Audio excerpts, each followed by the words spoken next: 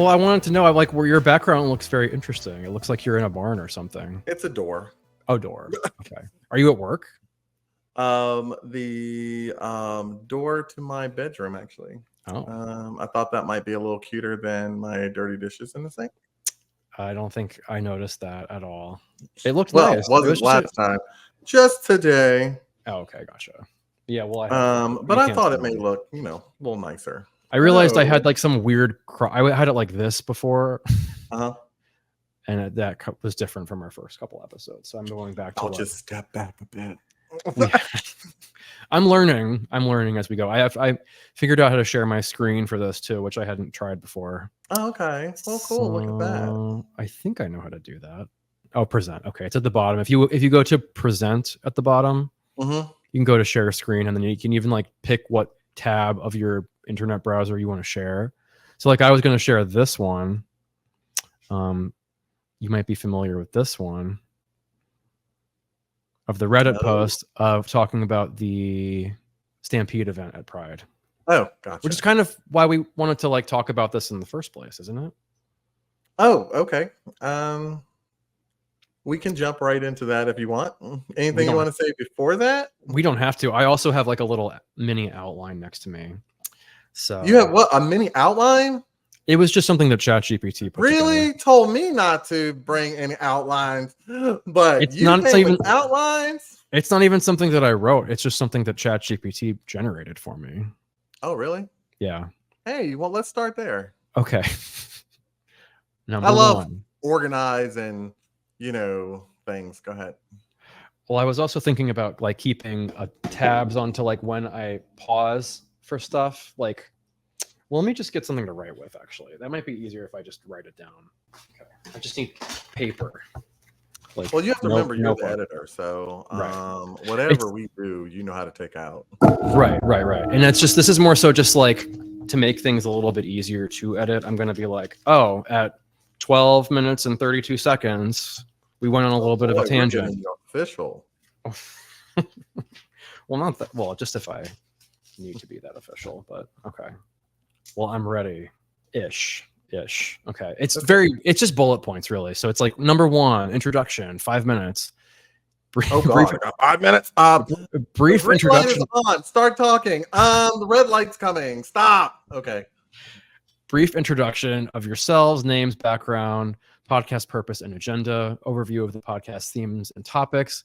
Mention the key event, which in this case is what I put into ChatGPT, which is Baltimore Pride Stampede of 2024. All right. No, epic. So, didn't we introduce ourselves already?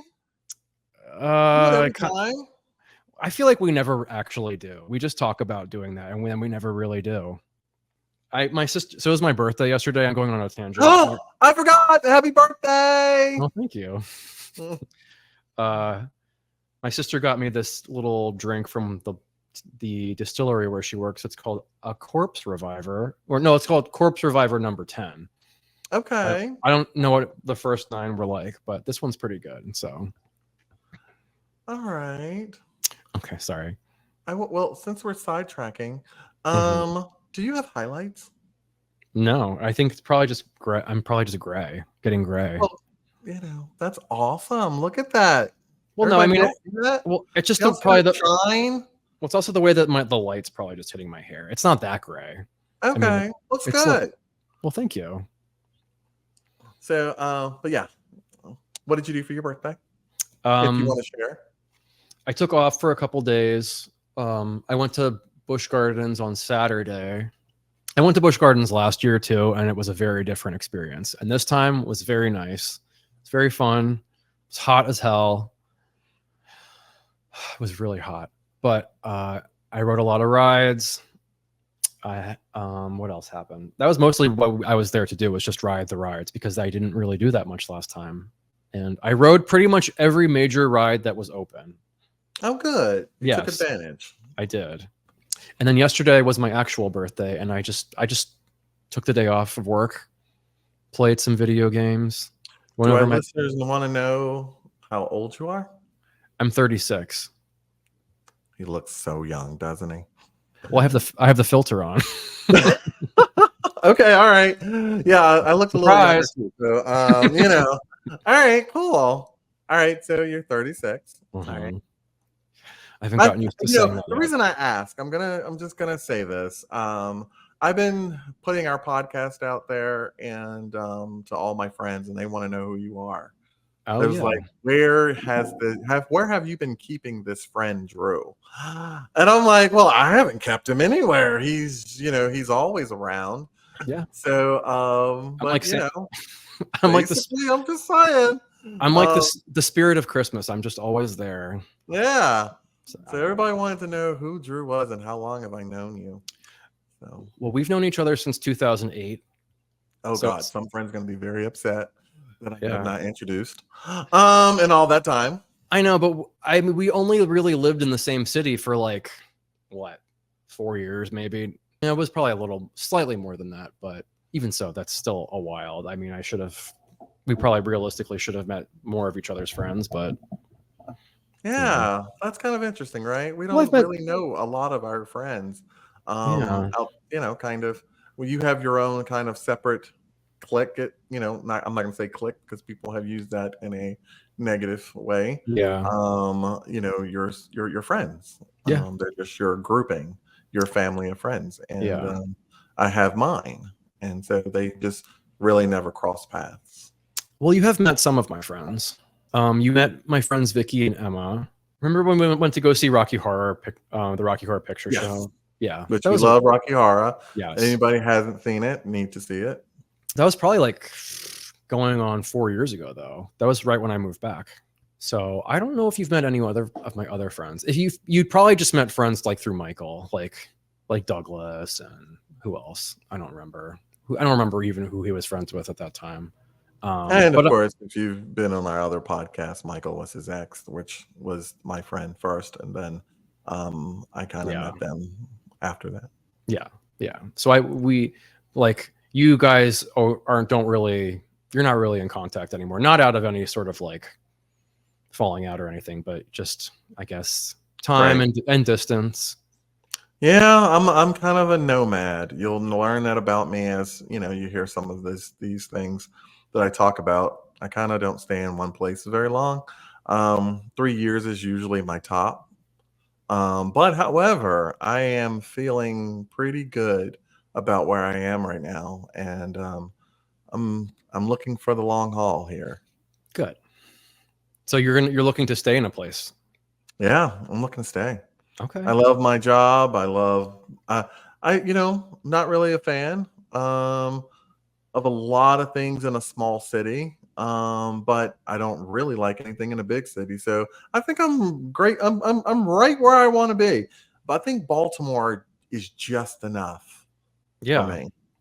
I like that. Gives me excitement, no boredom, but not overwhelming. Right. You're not going to get like New Year's Eve in Times Square kind of crowds in Baltimore. So I keep going back and forth with Baltimore, but I don't, dislike it enough to leave. I really like it. I really do. I'm kidding myself if I say I don't like it. I really like it. There must be something that's keeping you there. My job. I have a really good job. I'm glad. And my surrounding of friends here is really amazing. Have a good support group, which I needed for the Stampede. So yes, okay. Well, introduce yourself one more time. Oh, just Marco again?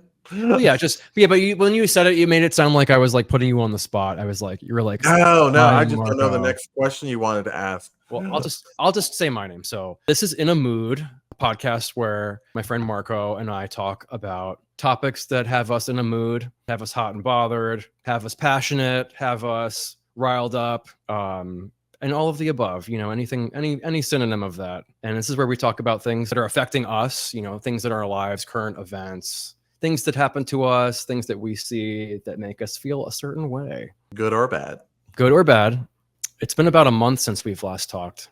I know. It was we probably have a lot to say, right? It was like Memorial Day we talked last time. I'm almost ready to like blah, blah, blah, blah. I kept meaning to do this because I I'm like, oh, it's June, and I wanted our next topic to be about Pride, and Pride Month. It's June. yeah, and it I guess that's what it's going to be about, but it's not really necessarily going to be about something 100% good. Well, you know what? I am definitely trying, and if people didn't know, I'm definitely trying to stay away from the negative. Right. And so, I'm taking the negative and turning it into something more positive that I can work with, which is really cool.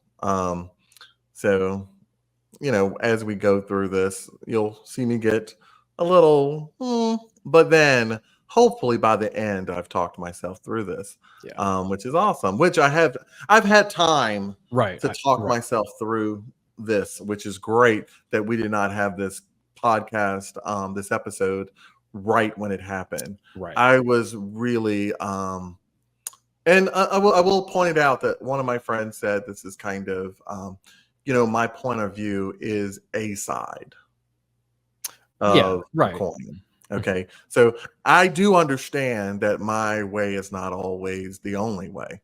So there's always different interpretations of what we're doing here and how we're living and how we're thinking.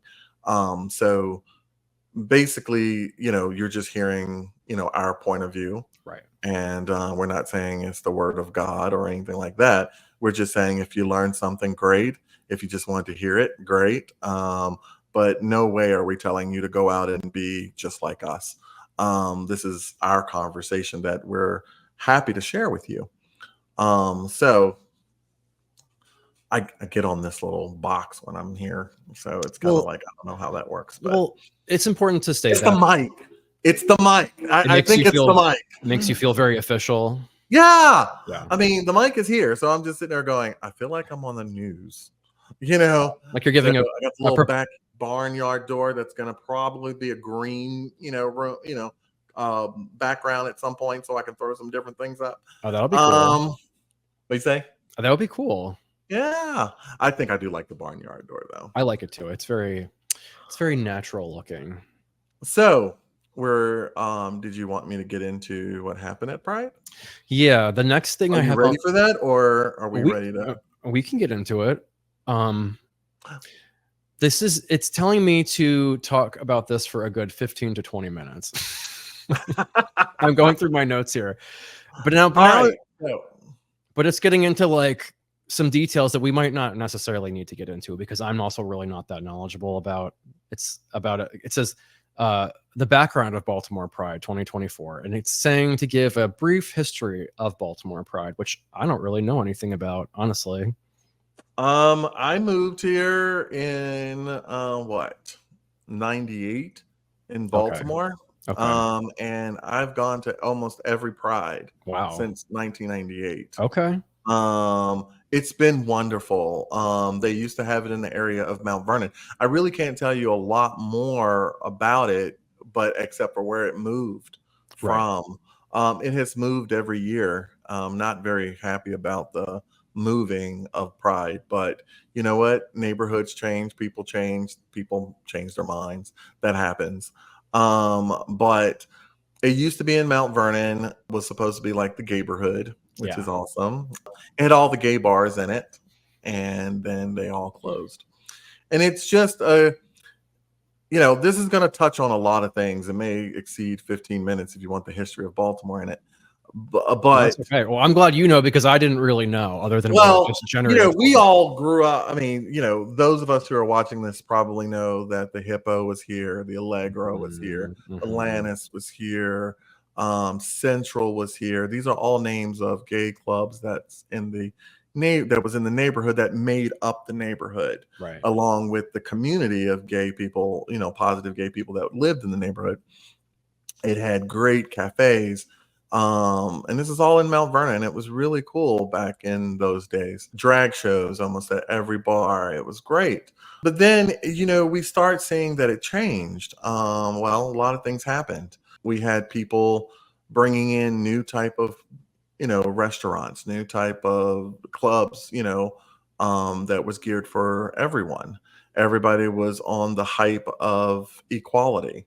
So basically, didn't need a specialty club just for gay people. Right. And this is something everybody wanted. And of course, then you had what? DC booming. So people start going to DC for things. Baltimore is not a big city. People may think Baltimore is a big city, but it's not a big city. So we're always looking for the next thing over. So a lot of people are leaving to go to, places. And I'm assuming the owners, had to do something about it. They had to try to make money somehow.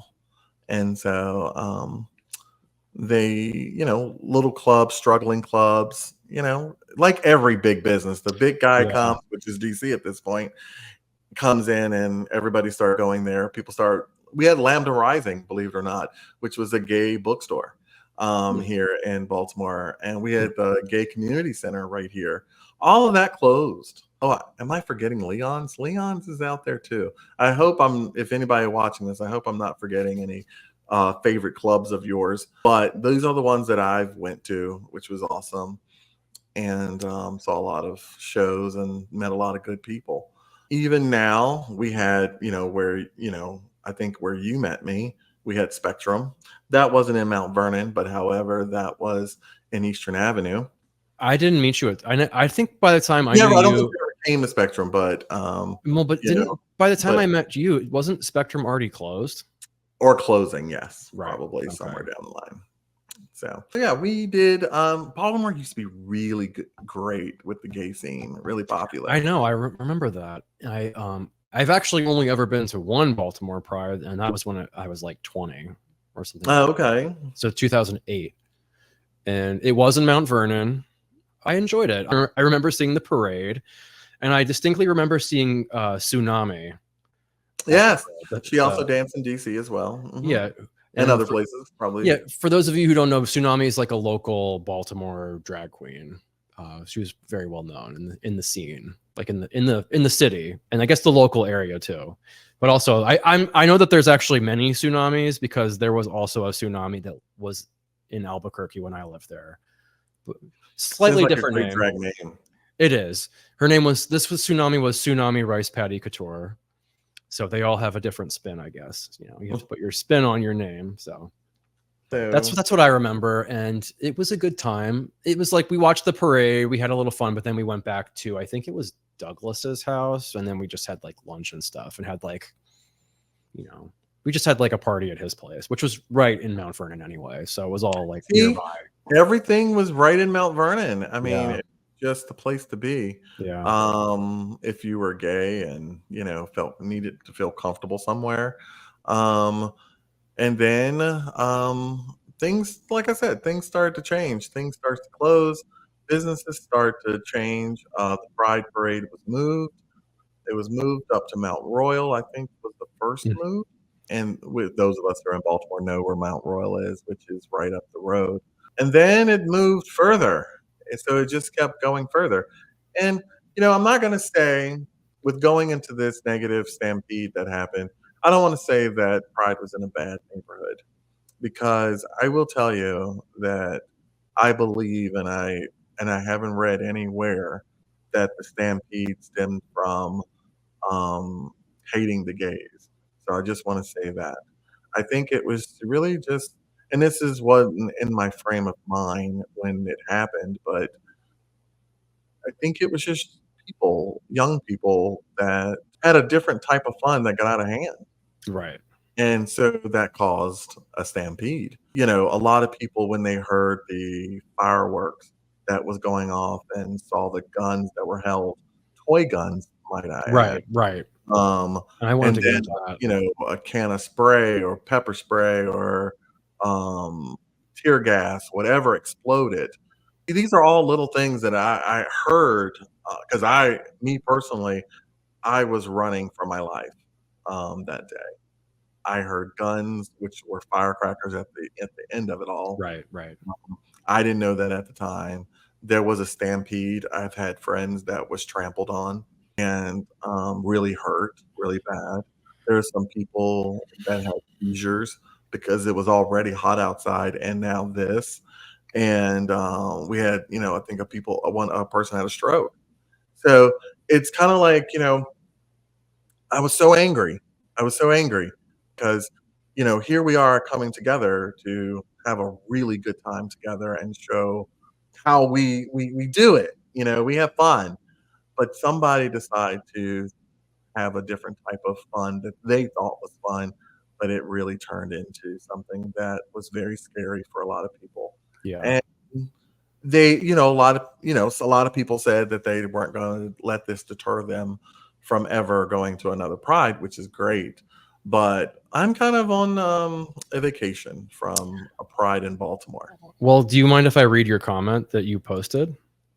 Oh, did I? Oh, okay. So yes, I was mad when I wrote that. I will say that. No, So I know. yes, It's please read. okay.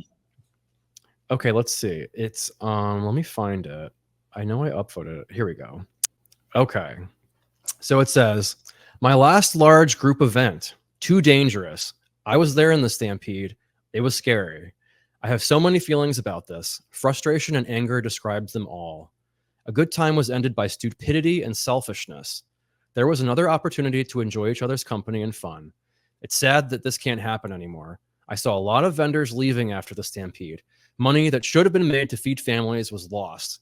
A hope of togetherness was lost. These are my feelings today, so close to the incident. I hope I regain hope for humanity." Damn. That was pretty Hmm. interesting response. I could tell you were pissed, honestly, Yeah, when I was I texting was you. disappointed. Yeah. I was literally disappointed at what happened. I was angry. Like I said, I was frustrated. It was it was a time. You know, I have to always think about. I know I want this to be like a real feeling that I have, and not just saying what I've learned. I mean, I'm working on it, guys. I'm working on it. I'm still angry. Well, you're allowed to still be Okay, angry. I'm still angry. I'm still upset that it happened. Who thought throwing firecrackers on a day that's not slated for firecrackers into a crowd was the right thing to do. Well, it makes me think about how I think it was only about 8 years ago, there was that horrible shooting that happened at Pulse nightclub. Mm-hmm. And I think that happened while I was living in New Mexico. And when I was working for the University of New Mexico, we had to be in the Pride Parade. And I remember thinking that maybe it wasn't, maybe I didn't have to be in it that year, but definitely the year after, I think. Or maybe it was some time nearby I had. It was like recent enough that I was still thinking about it and thinking like, if I'm in this parade, am I just going to get shot? Like, is Yeah, someone just going to kill me? Like, am I just going to die? But it's just, you can't really ever really know about that. You can't really know that. you can't. And so you just have to keep living your life. Well, I mean, not only, if I would have been, I would have been really trying not to be one of those people who stepped on people. Right. But would I have been? I don't know. Well, It's yeah. like, when it comes down to all of this, you know, there were babies in the audience. There was families visiting Pride.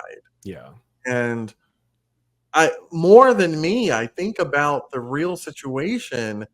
How does this look? Yeah. And it doesn't look good. It No. really doesn't. And I really don't. Still to this day, I don't want to go into any more large events, not just large gay events. I don't want to go into any more large events. But, I was getting over that anyway as I got older. Right. But, I just, who thought it was okay to do this stuff? I mean, that's what I want to know. What I want to, I wish I could really sit down and speak to the people that did this and ask them these questions and say, did it just get out of hand? Did you think you were doing a fun thing and it just got out of hand? You didn't think it would get that type of reaction? Or did you really come to an event to scare people? I mean, Honestly, don't you know. know, I don't understand the mindset of a person who would do something like this. I don't either. So I don't have the answer to why they would do this. And Well, what do you think that the response to the event was good? Like, was adequate? Because it seems like it got no coverage. well, I don't know why it didn't get the coverage.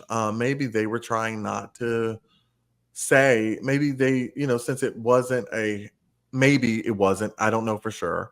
That it wasn't a hate thing on the gays. Maybe they didn't want to bring it up and like that. Or maybe the police did something wrong. You Yeah. never know. Maybe they overreacted in some way.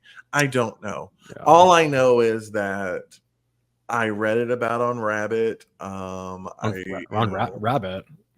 Is that Rabbit? Reddit. Reddit? A rabbit is something else. That's Oh, something. okay. That's like a vibrator. So yeah, I just kind of was like, I don't quite know how to feel. I went home thinking I was shot at. I went home that day thinking I just got shot at. Like, Yeah. I live in a place where a good person like myself could get shot at. I mean, it's really crazy. So Terrifying. I was just like, okay, all right, this could have been the last Pride that I've ever been. And so I went to DC's Pride a little bit before that, a week before Baltimore's Pride. Nothing like this happened. Mm-mm. Okay. I went to DC Pride a couple years ago too, and it was also pretty uneventful when I was there.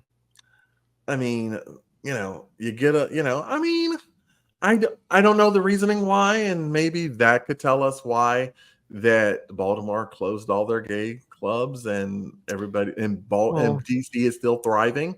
So we don't know. I all I'm telling you is, and this is me always. Before you go out here and do stuff, really think about how it looks, what you're doing. Okay, how it looks. Not what your intentions are, but how it looks. Because whether that was your intention or not, the way it looks is the way it is. And that's the way it's going to be reported. Yeah. And that's how people are going to remember it. Okay. No matter what your intentions were, your intentions are here. Okay. But no one can see inside here. Okay. So you gotta put it out there, just like you got to think about it. You got to think about it on how it looks. I can say, I don't care how people see me. I don't care what people think, but you have to know this. Okay. You have to think about this. It seems like such a thoughtless thing to do because we're already on such high alert with this kind of stuff anyway, as a group. And it seems like just a terrible thing to do, even if you thought it was going to be funny or whatever. It's not, and it's definitely not funny in the moment, especially when they're after the fact. There's like police helicopters circling, telling people to disperse, and it's just like that doesn't really, nothing really brings morale down than being dispersed by a police helicopter.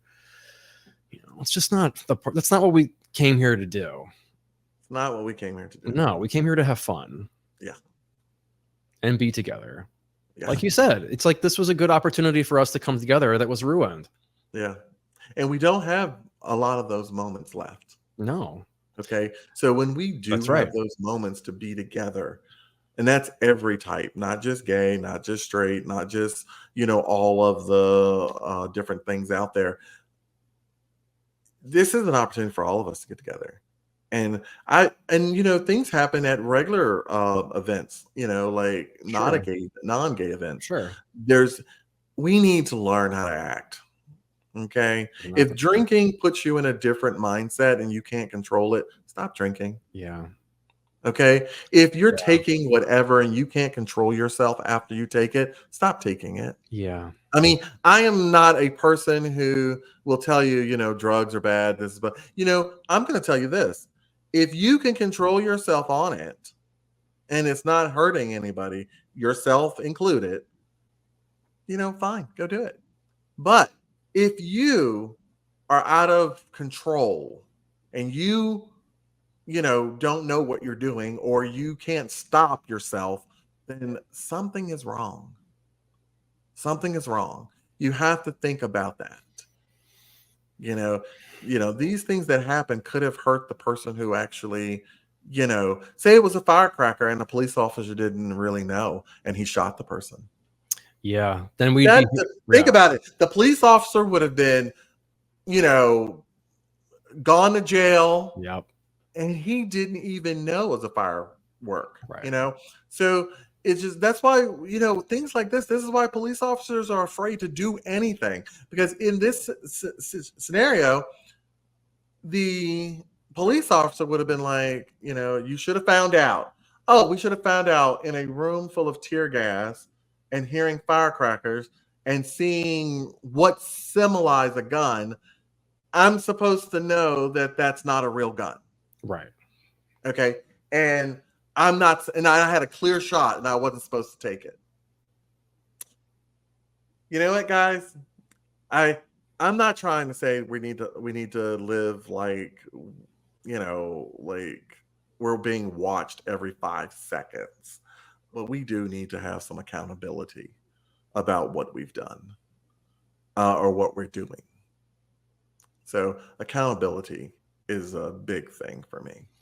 I think there are some people out there that just want to watch the world burn, and I think that's probably what it probably comes down to. If you don't like the world so much, take yourself out. Why would you stay here if you don't like it? Because it's just, it's a misery loves company sort of thing. But I honestly you're have being miserable and no one loves you. So you don't even have company. But I want to know. It's not even really that. I guess it's just a reflexive sort of saying. But I think it's probably just like, if I'm feeling so miserable, I'm going to make sure that everybody else feels just as miserable as me. Or I can create chaos and get some sense of like, I created that. I have the power to create that have that sort of influence on people, even if it's negative. These people need to be dealt with. Okay. And I'm not going to tell you in which way, but some, they need to be dealt with. I mean, we need to find a way why they're like this, maybe try to help them improve, rehab them. But if you're just not here, if you're not here being a part of the system in the world and being, participating in good thoughts, and why are you move? I mean, maybe, everybody, we have the option to move. We have the option to go almost anywhere in this country, okay, in this world. So basically move. Maybe this ain't the right place for you. But to make someone else miserable, you're just the lowest form of life at that point, just because that's what you want to do. And then you get angry with people when they tell you that, and you already knew that. Truth hurts. I don't want to say anything negative about anybody, and it's just that be a part of solutions in your neighborhoods, be a part of goodwill. You know, I'm still going to be the nice guy after all of this. Okay. I had a lot of thinking to do. And one thing, not everybody had my upbringing. Not everybody had my opportunities. I get how life could seem for some people.